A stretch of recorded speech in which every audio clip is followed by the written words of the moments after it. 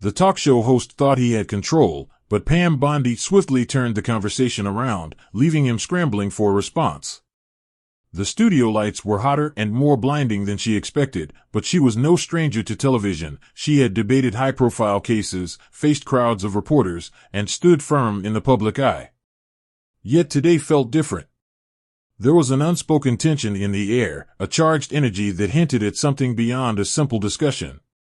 Adjusting her blazer, she kept her posture straight as she faced Graham Layton, the sharp-dressed host of The Exchange, known for his relentless questioning and ability to turn interviews into high-stakes interrogations.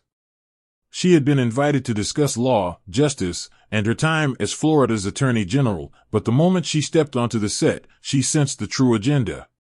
The room's energy was off, cold, expectant, like an audience awaiting a showdown. She glanced at the crowd under the dimmed house lights, reading their expressions, some leaning forward, intrigued, others sitting stiffly with crossed arms, skeptical. A producer's countdown began, 3, 2, 1, and the red camera light flickered on. Graham leaned in, his practiced smile tight-lipped, his eyes void of warmth. "Pam, welcome to The Exchange." She returned a polite nod. "Thank you for having me." Graham's fingers tapped lightly against the desk, his voice smooth but carrying an unmistakable edge. "You've been at the center of controversy for quite some time, your tenure as Attorney General, your political stances. Some would say you've made decisions that hurt more people than they helped. Would you say that's fair?" There was no easing in, no warm-up, just a sharp, pointed question right out of the gate.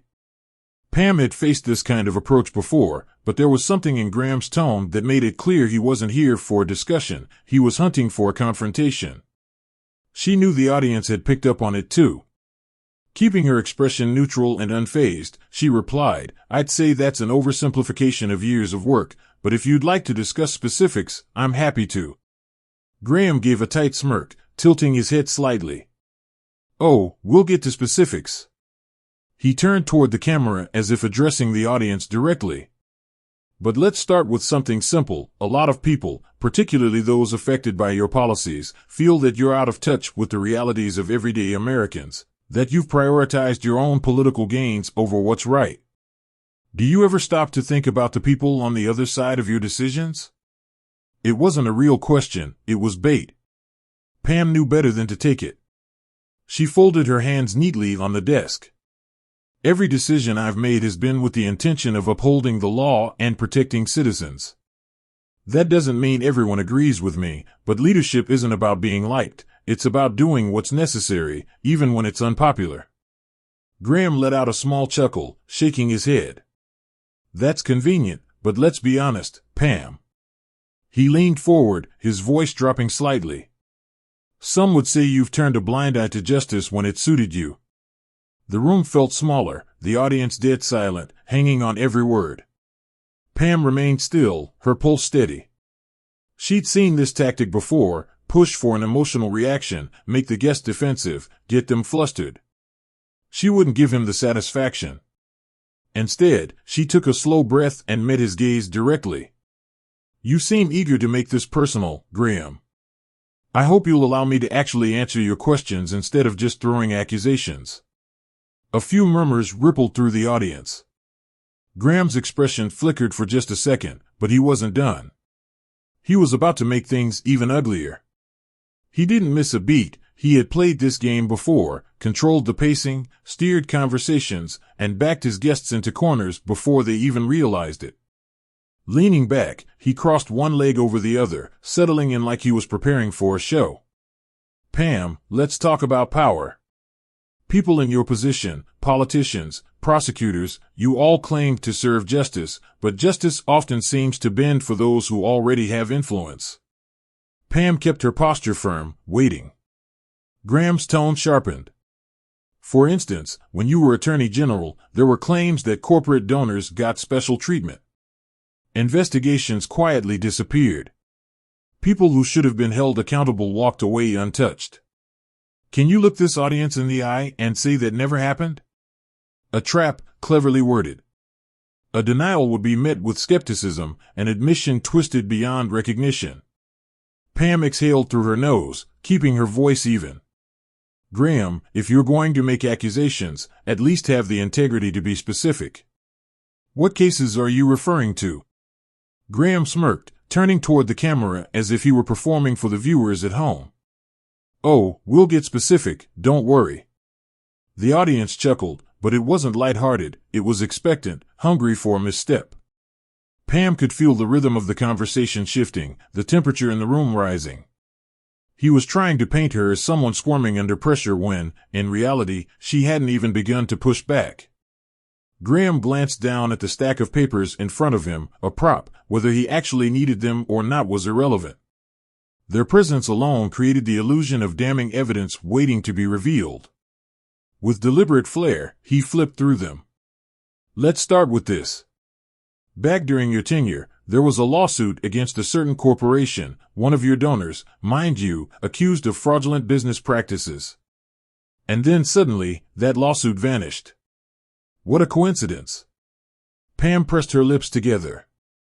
Now she knew exactly what he was referring to, and exactly how he was twisting it.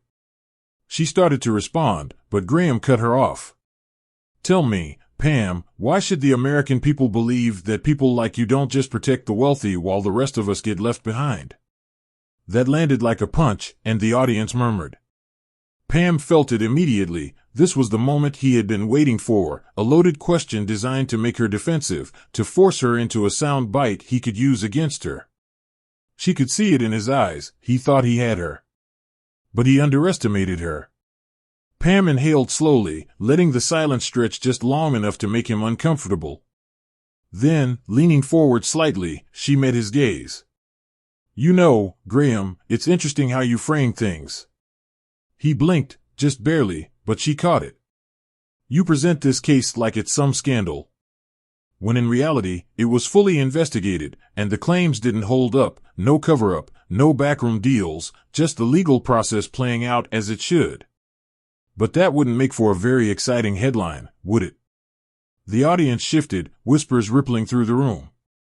Pam could feel the weight beginning to shift, but Graham wasn't done. He never expected a guest to roll over, and he knew how to keep pressing. So, you're saying money never influenced any of your decisions? Pam met his stare without hesitation. I'm saying facts did. And I find it interesting that instead of discussing those facts, you'd rather insinuate corruption with no proof. A reaction stirred through the crowd, some nodding, some still wary, but the tide wasn't as clearly in Graham's favor anymore. He could feel it too. So he changed tactics. His next question was about to get personal, and that's where he made his biggest mistake. Graham's smirk widened as he sensed the conversation tilting against him. He wasn't about to let that happen. If the political angle wasn't enough to rattle Pam, he had another card to play. Shifting in his seat, his voice took on a more casual, almost amused tone. Let's put politics aside for a moment. Let's talk about character. Pam didn't react. She knew exactly where this was going. Graham tilted his head slightly. You've built a reputation as a tough prosecutor, a woman who stands by her principles. But what happens when those principles only seem to apply when it's convenient? The audience tensed. He continued, his voice dripping with feigned curiosity. You talk about justice, about the law being fair, but do you remember the protests outside that movie theater in Tampa? Because a lot of people do. A shift in the room. Pam knew exactly what he was referring to. It had been a hot summer evening. She had gone to see a documentary, nothing political, nothing controversial, but outside the theater, a group of protesters had been waiting. They shouted insults, called her a disgrace, accused her of ignoring their concerns. And then, as she walked past them, someone spat at her. The moment had been caught on camera, circulated for days. Some had called it justified outrage, others had called it assault.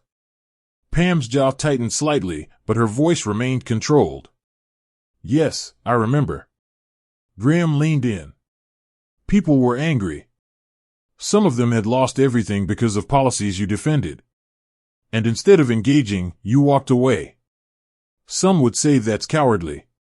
Murmurs rippled through the audience. Pam felt a familiar frustration creeping in. He wasn't interested in the truth, just the most scandalous version of it. She exhaled slowly. Let's be clear, Graham. You're talking about a situation where I was harassed in public. Where I was physically assaulted. Are you suggesting I should have stood there and taken it? Graham raised an eyebrow, his expression unreadable. Pam continued, her voice sharper now. Because if you are, I'd love to hear you say it plainly. Let's not dance around it. Let's hear you defend mob intimidation on national television. Silence. For the first time, Graham hesitated. The audience was no longer just watching a guest on the defensive, they were seeing a host who had just been called out. He shifted slightly but quickly recovered. I'm saying that when people are desperate, they do desperate things. And when leaders refuse to engage with them, they feel abandoned. Pam didn't break eye contact. Desperation doesn't justify violence. Would you say the same if that had been someone else in my position? If it had been a journalist or a politician you agree with, would you still justify it? Or do different rules apply depending on the target? More murmurs from the audience. Graham exhaled through his nose, clearly irritated now. So, you're playing the victim? Pam leaned back slightly, her expression unreadable. I don't have to. The footage speaks for itself. But if you'd like to have a conversation about the real issues instead of twisting events for drama, I'm happy to. A beat of silence. Graham shifted, flipping a page in his notes, but the energy in the room had changed. Pam wasn't just pushing back, she was taking control. And Graham wasn't about to let that stand. So, he made his second mistake. He inhaled sharply, glancing down at his notes as if recalibrating. The cracks in his confidence were subtle, but they were there. He wasn't used to losing control of an interview. Pam, on the other hand, was steady, watching, waiting, and ready. But Graham wasn't giving up. If a personal attack hadn't shaken her, he'd go for something bigger. He set his papers down, laced his fingers together, and fixed Pam with a look that was almost pitying. All right, let's be honest here, Pam. You have a history of defending people and policies that, frankly, the majority of Americans find problematic. If you weren't in politics, if you didn't have power, do you really think you'd be sitting here today? Or would you be just another person left behind by the very system you upheld? A clever pivot, designed to make her look out of touch, privileged, detached from the struggles of everyday Americans. Pam saw right through it. Tilting her head slightly, she studied him. That's an interesting argument, Graham. You're saying that because I worked in the system, I somehow don't understand it. He smirked, sensing an opening. I'm saying you benefited from it. Pam leaned forward, locking eyes with him. You seem to have a lot of opinions about my past. So let me ask you something. What's your definition of justice? Graham's smile faltered. Excuse me? She gestured toward him, her expression calm but unwavering. You sit here implying corruption, implying favoritism, implying that I got where I am because of privilege. So tell me, how do you define justice? Is it about who shouts the loudest? Who makes the most accusations? Or is it about facts? Graham's lips parted slightly as if searching for a response, but Pam didn't give him the chance. Because, Graham, if you're so confident that the system is broken, I'd love to hear your solution. You've had plenty of time to criticize me, but what exactly would you do differently? Silence. A slow murmur rippled through the audience. Graham's fingers curled slightly against the desk. That's not my job, Pam. She nodded. Exactly. Your job is to stir controversy, to frame things a certain way, to make people think there's always a scandal, always a conspiracy. But let's be real, you don't actually care about justice. You care about making a spectacle. The audience reacted immediately, a few gasps, some murmured approval. Graham blinked, his composure slipping for the first time. Pam sat back, keeping her tone measured. So, if we're done playing games, I'd love to actually talk about the issues. But if you just want sound bites, let me know. I'd hate to waste your time. The tension in the studio was suffocating. For the first time since the interview started, Graham looked caught, like he hadn't planned for this moment, like he didn't expect her to flip the script so effectively.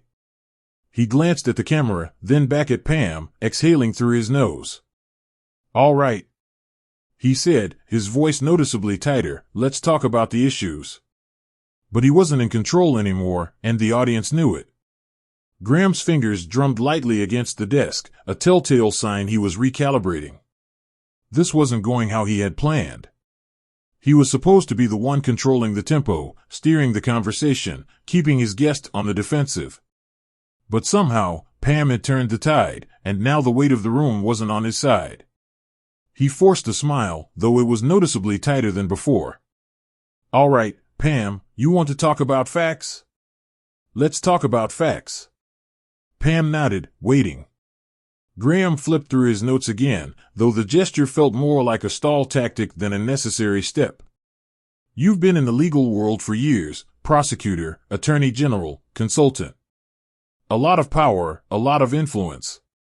Yet somehow, every time controversy arises, you manage to come out clean. Some people might find that suspicious." Pam raised an eyebrow. "Are you accusing me of something?" Graham spread his hands. "I'm saying the average person doesn't have that luxury. When they get tangled up in the legal system, they don't walk away unscathed." Pam's expression didn't waver. "The law isn't about luxury, Graham. It's about how well you understand it and how you navigate it. That applies to everyone, including me." Graham smirked again, but it was weaker this time. "That's easy to say when you have the resources to fight back." Pam exhaled slowly. "You're right. Not everyone has the same resources. But that's why understanding the law matters. That's why due process exists. That's why cases can't be tried based on public outrage or headlines." Graham opened his mouth, but Pam wasn't finished. "In fact, that's exactly what we're doing right now, isn't it? You're not interested in facts. You're interested in framing me as some kind of privileged elite who dodges accountability. But you have no proof, no case, just vague accusations meant to stir the pot." The audience murmured again, the shift undeniable now. Graham's jaw clenched slightly, just for a fraction of a second. He was losing them. He could feel it. Pam tilted her head slightly, watching him carefully. "So tell me, Graham, what do you actually want from this conversation? Do you want to discuss real issues?" Graham inhaled sharply, shifting in his seat. "I think the people at home want transparency." Pam nodded. "Great. Then let's be transparent. Let's talk about why you keep interrupting me. Why you frame things a certain way. Why, instead of discussing policy, you prefer to throw out accusations without evidence." More murmurs. Some audience members actually nodded now. Pam continued. "Because, Graham, if your goal was to have a real discussion, you wouldn't be doing this." Graham forced a laugh. "I'm just asking tough questions." Pam gave him a knowing smile. "No. You're trying to make a headline." Silence. Graham glanced toward the producer, as if searching for an out, but there wasn't one. The room was no longer hanging on his words. It was hanging on hers. And then, from the back of the audience, someone started clapping. It was hesitant at first, a single person. But then another joined in. And another. The applause grew, rippling across the room. It wasn't an explosive standing ovation, but it didn't have to be. Because, in that moment, it was clear who had won. Graham swallowed. He straightened his papers again, but it was just to keep his hands busy. The interview wasn't over yet, but it might as well have been. Pam Bondi had just turned the tables, and everyone in the room knew it. Graham cleared his throat, forcing a tight-lipped smile as the applause finally died down. His grip on the conversation had slipped through his fingers, and now there was no getting it back. Pam sat still, composed. She wasn't gloating. She wasn't smirking. She had made her point, and the audience had seen it for themselves. Graham tried to salvage what was left. "Well, Pam, it seems you've certainly made an impression here today. She met his gaze. I tend to do that. A flicker of irritation crossed his face, but he covered it quickly. He knew he had to wrap things up without making it obvious that he had lost control. Well, he said, shifting his papers as if the interview had gone exactly as he planned, I think that's about all the time we have. I appreciate you coming on and giving your perspective. Pam nodded. I appreciate the opportunity. Next time, maybe we can have an actual discussion instead of a performance. The audience chuckled. Graham gave a strained smile but didn't respond. He turned to the camera, his voice slightly tighter than before. That was Pam Bondi, former Attorney General of Florida. We'll be right back after this. The moment the red recording light switched off, Graham pushed back his chair and stood, rubbing the bridge of his nose. The control room buzzed in his earpiece, but he ignored it. Pam stood as well, smoothing out her blazer. She turned to Graham, her tone polite but firm. If you ever decide you actually want a real conversation, let me know. He let out a quiet scoff. I ask the questions people want answered. Pam gave a small smile. No. You ask the questions that get clicks. And with that, she turned and walked off set. The second she stepped into the hallway, her phone lit up. Notifications flooded in: Twitter, Facebook, news alerts. She tapped on a trending topic, hashtag Pam Bondi Unfiltered. Clips of the interview had already hit social media. People were dissecting every moment, her pushback, Graham struggled to recover, the audience's shift in energy. Some called it a takedown. Others called it a masterclass in handling a hostile interview. She scrolled past a few tweets. Right arrow, I don't care what you think of Pam Bondi, this is how you handle a setup. Right arrow, Graham thought he had the upper hand until Pam Bondi flipped the script. That was brutal. Right arrow, this interview is a masterclass in staying calm under pressure. Watch and learn. There were critics, too, of course. People twisting her words, trying to frame her as evasive, defensive. But the narrative was clear. She hadn't just survived the interview. She had owned it.